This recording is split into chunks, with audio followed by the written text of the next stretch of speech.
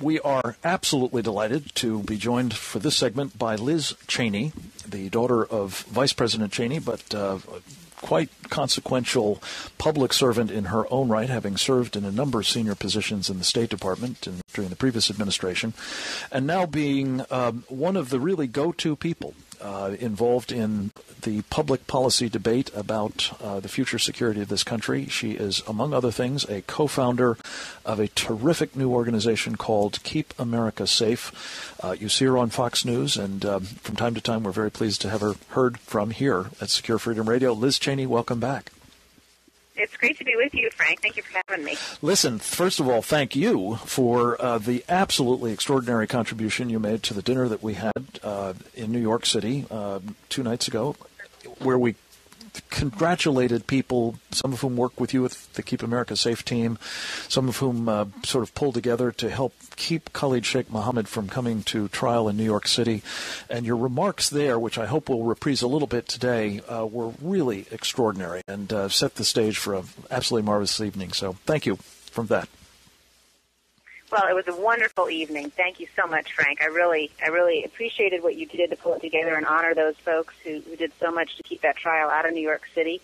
And it was really a privilege for me to be able to be there with you. Well, thank you. You I think in your remarks, and by the way, we will be making those available on the website and through Secure Freedom Radio's site particularly. But Liz, you really captured the essence, it seemed to me, of the competing philosophies, those of the Obama administration on the one hand, and what I think of as sort of the peace through strength philosophy of the Reagan administration, most notably. And let's talk about how you see the contrast between those two and what the implications are for us of adopting a misbegotten strategy instead of one that follows the peace through strength line. Well, I think, very clearly we've had now 17 months of a brand new approach, and that approach is one, that I think too often involves, frankly, appeasing our enemies and abandoning our allies and apologizing for America. And it's an approach that, the President himself has laid out a number of times. He said, for example, he believes if we cut the size of our nuclear stockpile that we will be able to convince the North Koreans and the Iranians to do the same. He said he was going to have an outstretched hand to the Iranians, and you've seen that was met by them, shooting their own people in the streets and mocking us, and certainly continuing to make progress on their nuclear program. So I think that, you've seen a real tendency to believe on the part of this administration that, the problem is America, and a tendency not to want to convey strength, not understanding that the world's a safer place with an ascendant, strong, powerful America, but, instead trying to appease folks. And the kinds of results we're seeing are the kinds that would be expected. But, it concerns me very much because I think it makes the world and America less safe. Yeah. And, I happened to be at the Pentagon this morning for the unveiling of the second of two portraits of Don Rumsfeld. As each of the secretaries of defense get one, this guy having served twice in that role, he has a new one that Bob Gates officiated at the ceremony. It was very, very, very nice. But one of the things that Secretary of Defense Gates said, which I think tracks so closely to what you were just describing, Liz Cheney, is he mentioned that in the pre-9/11 period, the United States had taken, quote, a holiday from history, unquote. And what really worries me, and I sense is making you a little nervous too, is that we seem once again in this kind of diminishing of our country, apologizing for it, as you say, in our emboldening of our enemies, in our undermining of our allies, to be once again unlearning all of the lessons of history. And might I ask you to comment on that specifically in the context of a nation that's so much in jeopardy at the moment, has been throughout its brief modern life, namely the state of Israel. Yeah, well, no, I'm sorry, I didn't mean to interrupt you, but no, I mean, I think that, whenever you hear folks sort of come into office and say, look, we're going to make preemptive concessions. It certainly always makes me wonder, what history they're studying. What example are they drawing from in the past that demonstrates that approach has ever been successful? Because I sure don't know what it is. Mm-hmm.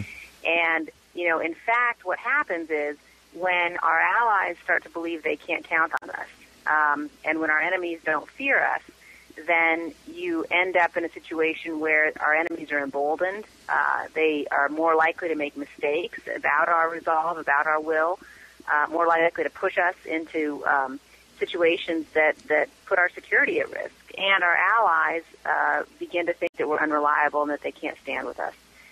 So, I think you've clearly got, whether it is in the nuclear nonproliferation treaty review or whether it is in the approach to missile defense, the polls and the checks, you've clearly got, a situation across the board where this administration believes if they put America in a weakened position, and if they somehow demonstrate that we've got less resolve, that will make us more acceptable to our enemies and to our allies, when, frankly, exactly the opposite is true. Yeah. At the very least, you're going to wind up with more enemies and fewer allies. That, as you say, right. History suggests is not a place you want to be. Liz, let me just segue, if we may, to sort of the domestic challenge that we're facing. At Keep America Safe, you've done a marvelous job raising the alarm about domestic sources of terrorism. Your colleague, Deborah Burlingame, in particular, a member of the 9/11 family community, has spoken brilliantly about this.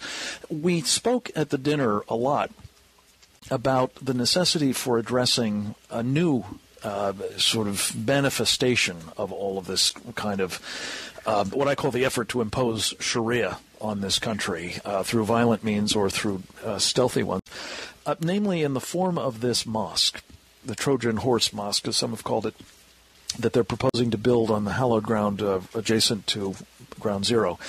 What are your thoughts about that? Is that something that we should be genuinely concerned about and resisting?